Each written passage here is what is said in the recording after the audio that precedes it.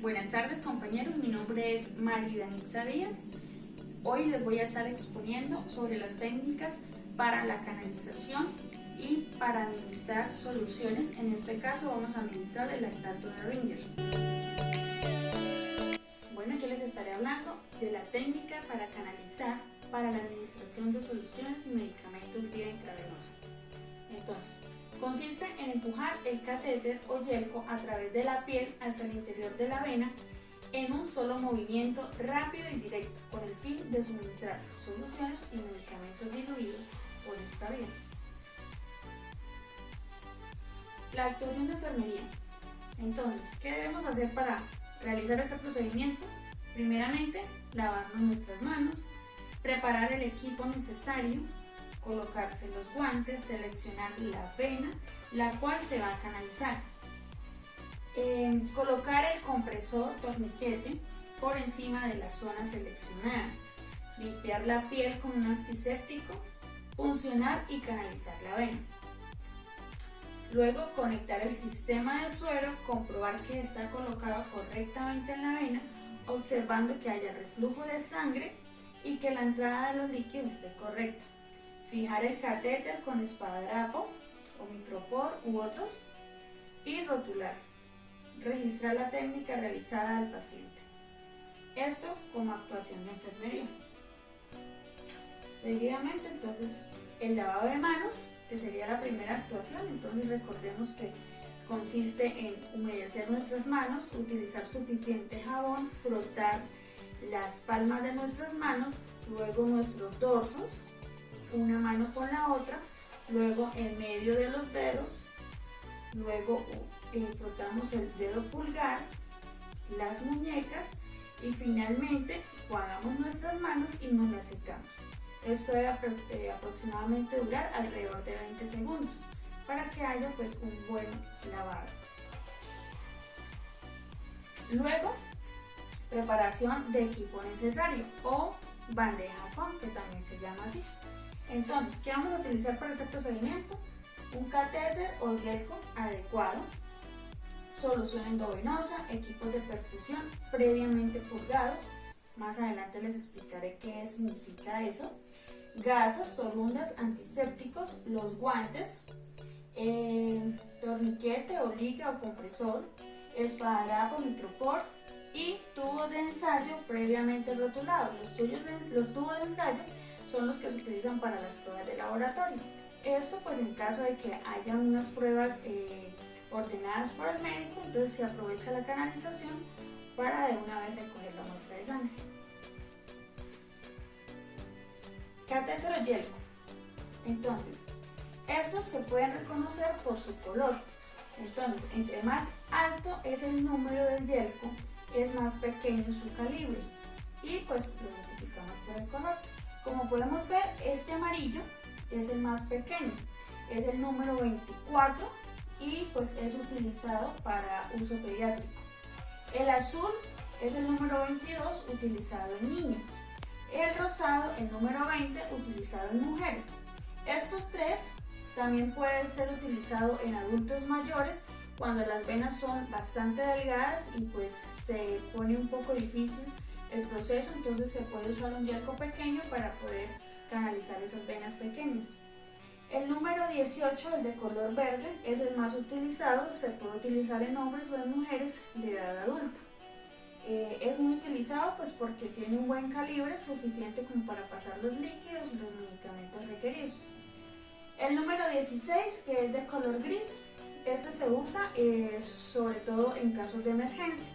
¿Por qué? Porque al su calibre ser grueso, permite que las infusiones puedan ser en mayor cantidad y a mayor rapidez. Entonces se usa pues en casos de accidentes, como pacientes con hemorragias u otras.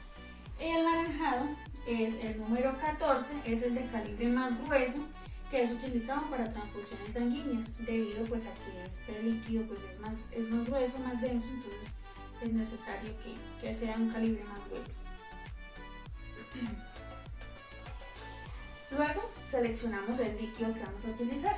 Encontramos varias presentaciones, las tenemos en bolsas, en botellas de vidrio o en botellas plásticas. También tenemos varias soluciones, está la solución salina 0,9, la solución lactato de Ringer o Harman y pues otras. En este caso vamos a utilizar el lactato de Ringer. Por lo general encontramos esta presentación de la marca Baxter de 500 cc. Ella viene envuelta en una bolsa plástica, la cual se abre para poderlo sacar, y en su superficie tiene un capuchón de color azul, siempre que por lo general viene, se retira también para poder insertar el equipo de micro o macro goteo. El equipo de macro goteo o micro goteo se identifica porque el equipo de macro es un poco más grueso el orificio donde sale la gota, y el equipo de micro es más delgado, incluso tiene similitud a una aguja, lo que permite que la gota sea más pequeña. Entonces esto pues se escoge según el paciente. Sobre todo el equipo de micro es utilizado en pacientes niños de pediátricos. Por último tenemos el Buretrol, que es utilizado para diluir medicamentos. Esto nos permite que las dosis administradas sean más exactas y que algunos medicamentos que son bastante que pueden lacerar la vena puedan ser diluidos y de esa manera ser administrados. Se purgan los equipos de perfusión. Entonces aquí les voy a hablar de qué se trata la purga. La purga de los equipos de perfusión consiste en que el equipo de macro o micro goteo se conecta al líquido, y esto se abre la llave del equipo de micro macro y se deja que el líquido pase por la manguera hasta que se elimine una pequeña cantidad, con el fin de que la manguera quede libre de aire. Luego se cierra la llave y se ubica en el atril o palo para los líquidos. Bueno, estas son las zonas que por lo general siempre son usadas, pero pues se pueden usar varias. Normalmente se empieza desde la parte frontal de la mano hacia arriba. Entonces empezamos a buscar la vena, la que mejor pues nos sirva. Hay pacientes que es muy fácil canalizar u otros no. Hay venas que se encuentran fácilmente acá, otras más arribita. Esta que vemos acá se usa sobre todo en casos de emergencia, cuando necesitamos pasar líquidos a chorro, pacientes a transfundir, pacientes heridos, en fin. Una vez ya tenemos introducido el yelco, vamos a ver aquí que va a haber un retorno de sangre. Entonces eso nos indica que ya el yelco está dentro de la vena, y esto se debe retirar porque ya esa es como la aguja guía, que ya pues ahí no la vamos a necesitar. Tengamos en cuenta la posición de la aguja, 45 grados, con el bisel siempre hacia arriba. Como vemos, el torniquete se ubica más o menos a medida de 4 dedos por encima de donde va a ser realizada la punción. Luego se conecta el equipo de perfusión previamente purgado y se verifica que la vena es permeable, o sea que el líquido entre correctamente. Se verifica que no se vaya a hacer ningún globito, que se vaya a inflamar, porque eso quiere decir que nos quedó por fuera y el líquido está quedando fuera de la vena. Entonces es importante verificar esto. Otra cosa, en el punto antes, ahí podemos verificar que si tenemos que recoger sangre, entonces aprovechamos y la sacamos, limpiamos bien el orificio para que no nos quede residuo de sangre, y pues colectamos los líquidos y probamos que quede permeable. Luego fijamos el catéter o yelco. En algunas personas usan todavía este método mariposa, que consiste en tomar un esparadrapo delgado, se pone por debajo del yelco y se cruza. Ese es el método mariposa. Ayuda pues a que quede el yelco pues bien fijado y no se nos mueva de ahí. Algunos lo usan, otras personas no. Este es otro método, pues casi no se ve mucho, de pronto por el costo, pero pues es bastante cómodo porque nos permite visualizar la postura del catéter y que la zona pues no vaya a presentar signos de infección. Por último, importante rotular. Como vemos acá, la rotulación consiste en poner el nombre del paciente con la fecha y hora de canalización y el número de Yelco. Eso con el fin de que si el paciente por X o Y motivo entra en un estado de coma, hay que cambiarlo de área, el paciente está dormido o no lo podemos identificar llamándolo por su nombre, entonces vamos a saber cuál paciente es porque en su rótulo está su nombre. Y pues también vamos a identificar a qué horas y qué días se le puso esa venita, porque pues no debe durar más de 3 días, ya que la vena pues se lastima, entonces es necesario cambiarla si el paciente continúa en hospitalización. Los cuidados.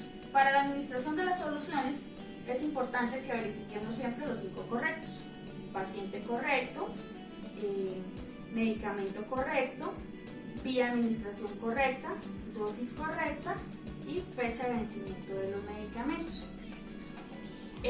Hoy en día pues ya se dice que son 10 correctos, pues ya hay otras cosas que ya se han implementado que pues también son muy importantes tenerlas en cuenta, pero pues estas 5 son las más importantes, ¿no? Una vez abierto el envase, la solución debe administrarse inmediatamente y debe desecharse lo que ya no se va a utilizar. No es muy recomendable que un líquido que se empieza un día, al otro día se continúe usando, porque eso puede proliferar algunas bacterias y causar infección en la vía interna de la vena. Para administrar la solución y en caso de adición de medicamentos se debe usar una buena técnica de asepsia para evitar infecciones.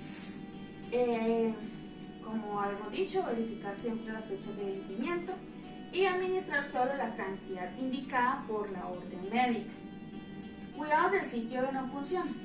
Lavar siempre las manos cuando se va a manipular, cuando se va a canalizar.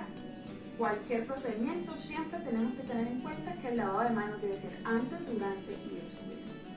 La aplicación de la técnica de asepsia en la zona elegida para venopunción. Hay que hacer una buena limpieza. A veces hay pacientes que de pronto llegan a nuestro servicio de urgencias y vienen de pronto de tener un accidente en su sitio de trabajo, pues está bastante sucia la zona, entonces hay que hacer una buena limpieza hasta que ya veamos que nuestra torunda queda totalmente limpia. Eso es importante porque van a haber partículas que se pueden introducir y causarnos infecciones. No uso de joyas en manos, ni pulseras, ni anillas, ni reloj. Esto es una de las normas de bioseguridad que nosotros como enfermeros debemos tener en cuenta, ya que esos accesorios pueden provocarnos proliferación de bacterias que puede ocasionar infecciones en el paciente. Uñas cortas, sin esmalte, porque pues ahí también se pueden almacenar pequeñas partículas de mugre. Rotular siempre con fecha, hora y número de catéter, importante recordarlo, y verificar siempre la permeabilidad de la vena antes de pasar cualquier medicamento o solución. ¿Por qué? Porque a veces se suspende el medicamento o se suspende la solución y luego hay que volver a reiniciar algún tratamiento, entonces es importante verificar que la vena continúe permeable. A veces suele pasar que el suero se acaba y no cierran la llave, entonces la sangre suele irse por la manguera. Es importante que esa sangre que queda en la manguera se deseche, porque puede ocasionar que se coagule y esos coágulos van al torrente sanguíneo y pueden causar unas complicaciones que más adelante se las mostraré. Complicaciones. Entonces, entre esas complicaciones tenemos la flebitis, que es un proceso inflamatorio de la vena que puede surgir por encima del lugar de perfusión posterior a varios días o por administración de sustancias irritantes. ¿Cuáles son sus signos más y síntomas? Se forma un eritema, va a haber dolor, va a haber tumefacción e hipertermia local, que es como calor. Aquí podemos ver una flebitis. ¿Sí? Se puede acá de pronto observar un poco la inflamación, el enrojecimiento, en fin. Sobredosis y toxicidad. Esto es causada por cualquier medicamento administrado por vía intravenosa, no solamente por fármacos de uso habitual, o sea, todo fármaco que se dé en una dosis inadecuada puede ocasionarnos una toxicidad o una sobredosis. ¿Cuáles son sus síntomas? Pueden variar según el fármaco. Y esto puede alterar el sistema nervioso, darle inquietud al paciente, provocarle temblores y posiblemente convulsiones. Puede también sufrir taquicardia u otras manifestaciones. Tratamiento: disminuir y suspender la infusión venosa, vigilar constantemente signos vitales, seguir en vigilancia continua y notificar al médico cualquier tipo de reacción. Entre otras complicaciones tenemos las hematomas y las equimosis. Como podemos ver acá, se debe a la salida de la sangre hacia el tejido, lo que causa una acumulación de esta y forma el hematoma o la zona de equimosis. Por lo general siempre se causa porque cuando pulsamos la vena, a veces hay fluidos de sangre que salen por alrededor y eso pues nos causa el hematoma. Sus signos y síntomas: hay un cambio de color en la piel, tumefacción, o sea, inflamación, y pues hay molestia. Tratamiento: se evalúa la situación y se suspende la infusión y se retira la venoclisis. Embolia gaseosa. Entonces, en la embolia, ¿qué es una embolia? Es la presencia de un coágulo o material agregado que puede alojarse en cualquier vaso e inhibir el flujo sanguíneo. Entonces aquí es donde les decía que si esas partículas de sangre coagulados entran a la vena, pueden causar una embolia. ¿Cuáles son sus síntomas? Va a haber dolor, piel pálida, entumecida y fría al tacto. ¿Por qué? Porque no va a haber riego en el torrente sanguíneo. Entonces eso puede causar pues, complicaciones bastante serias. Embolia gaseosa. Esa tiene lugar cuando una burbuja de aire, lo que les decía, pues porque es importante purgar el equipo, penetra en la circulación y es transportada a la circulación pulmonar. La masa gaseosa causa una interrupción del flujo sanguíneo en los vasos pulmonares. Sus signos y síntomas: puede haber ansiedad, tos, dolor torácico y fréula, o sea, una fiebre alta. Tratamiento: hay que oxigenar al paciente y una vigilancia constante de signos vitales.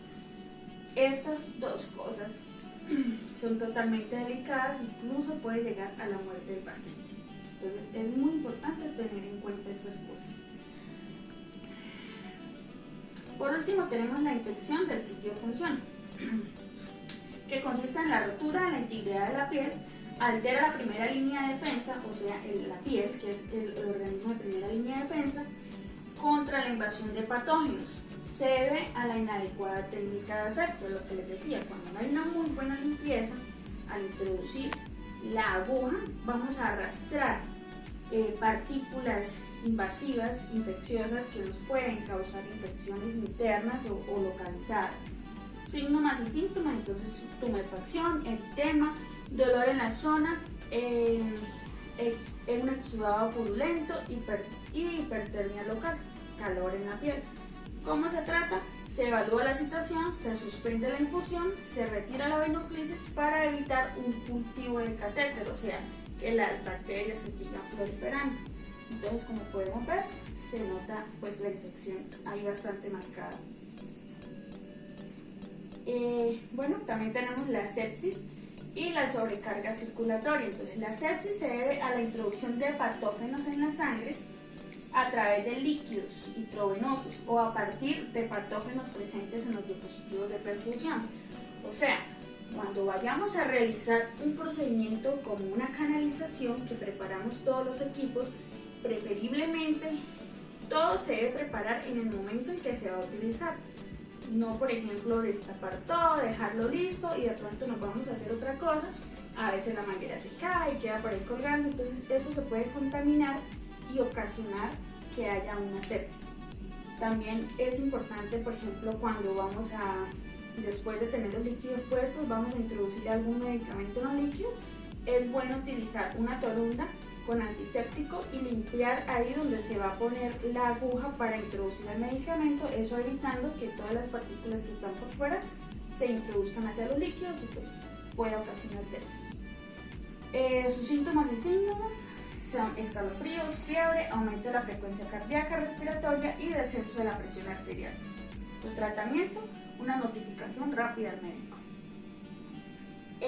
Una sobrecarga circulatoria es una perfusión administrada con demasiada rapidez o por una función renal deteriorada. Un paciente con daño renal, pues hay que controlar mucho el paso de los líquidos, entonces debe ser muy controlada esta cuestión.